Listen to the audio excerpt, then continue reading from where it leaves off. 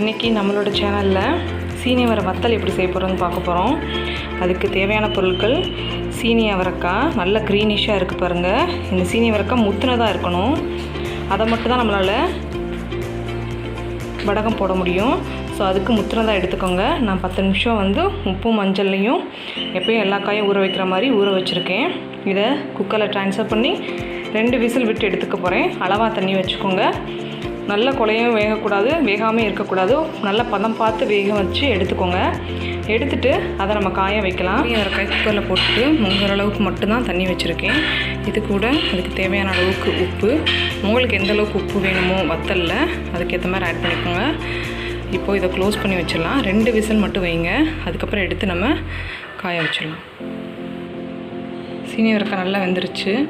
எடுத்து தொட்டு பாருங்கள், நையவே இல்லை. இதுதான் கரெக்டான பதம்.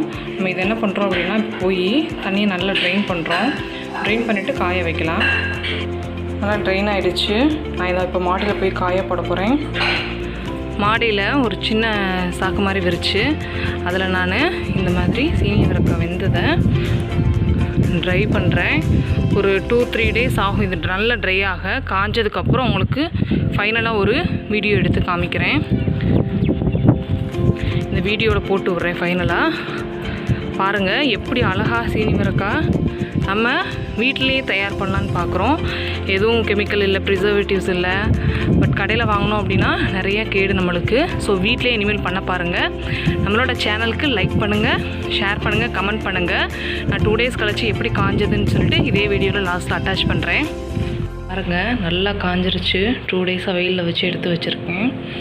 இதை ஒரு பிளாஸ்டிக் பாட்டிலில் நம்ம ஸ்டோர் பண்ணி வச்சுக்கலாம். தேவைப்படுறப்ப நீங்கள் வறுத்துக்குங்க. நான் வறுத்து காமிக்கிறேன் எப்படி இருக்குன்னு பார்க்கலாம்.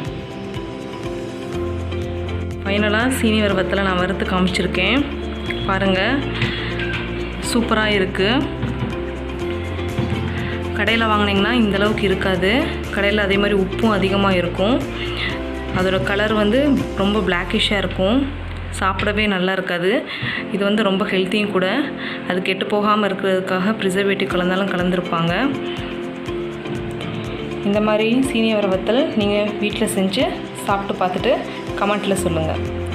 நம்மளோட சேனலை நீங்கள் புதுசாக பார்க்கறதா இருந்தால் சேனலுக்கு சப்ஸ்கிரைப் பண்ணுங்கள், லைக் பண்ணுங்கள், ஷேர் பண்ணுங்கள்.